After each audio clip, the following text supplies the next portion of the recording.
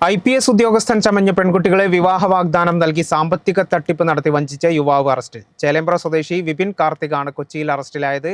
നിരവധി പെൺകുട്ടികളെ വഞ്ചിക്കുകയും മറ്റു നിരവധി ആളുകളിൽ നിന്ന് വ്യാജരേഖ ചമച്ച് പണം തട്ടിയതായും പോലീസ് പറഞ്ഞു.